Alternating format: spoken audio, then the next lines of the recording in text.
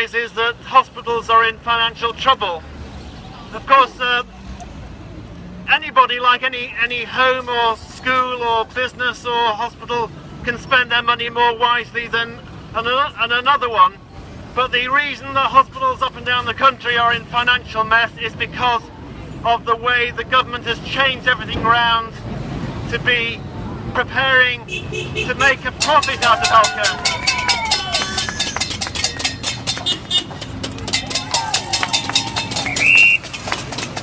So if the real cost of a hip operation is, for example, £2,000, and then over the next 5 years the money that you get for that is £1,500, for the government chipping away at it year after year, then the only alternative is either to sack some nurses, or to close a theatre down, or to amalgamate two hospitals into one. So the financial construct is a lie, and the tariff-based healthcare, where everything is an item of service, is actually preparing ourselves for privatising the health service. Yeah. And I know we all know that, but it's useful sometimes to remember. And the ones that are profitable, for example, like elective surgery, will be the ones that will make money for the private healthcare. Care of a depressed person that's about to commit suicide, there won't be any care. Yeah. People who are in trouble with their health in the middle of the night with no car, no money to get anywhere, will actually be much more likely to come to harm or even to die. And there was that example of the hospital around Stoke, I can't remember the name of it now, but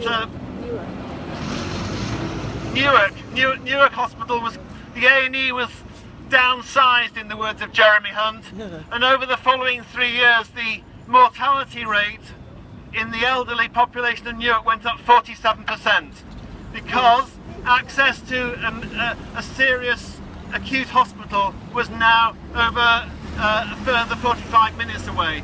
And that delay has a serious impact on health, and it has the greatest impact on those that are least independent. So an elderly person living on their own, a single parent with several children, all sorts of vulnerability, the disabled, the mentally unwell.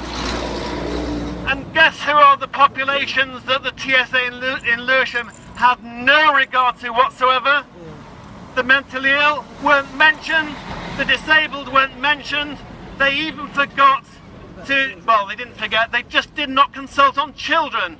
And that's 23% of the population in Lewisham they had no regard to.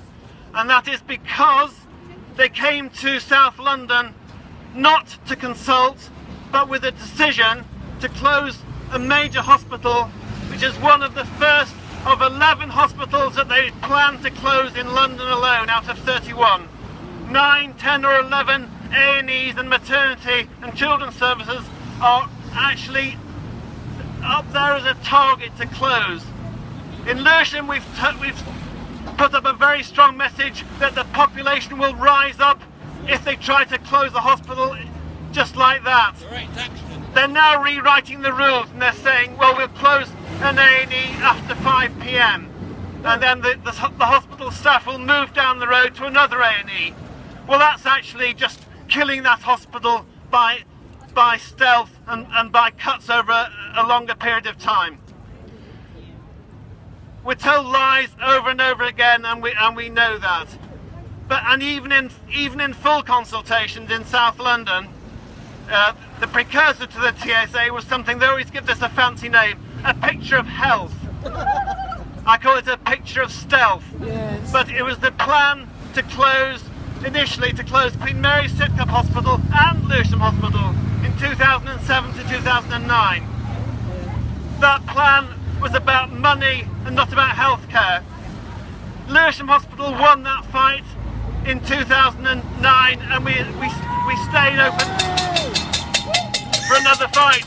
Queen Mary Sidcup did not win, and their acute unit was closed down in 2009.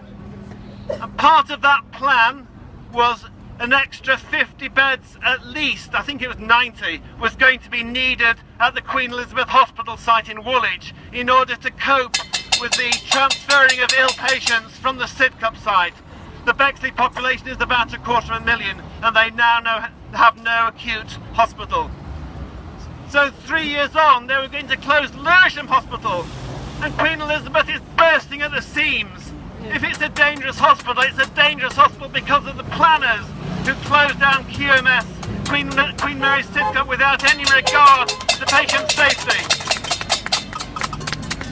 If there are ambulances queuing outside Queen Elizabeth Woolwich, and if there are people on trolleys in Queen Elizabeth Woolwich, it's because there aren't enough beds there.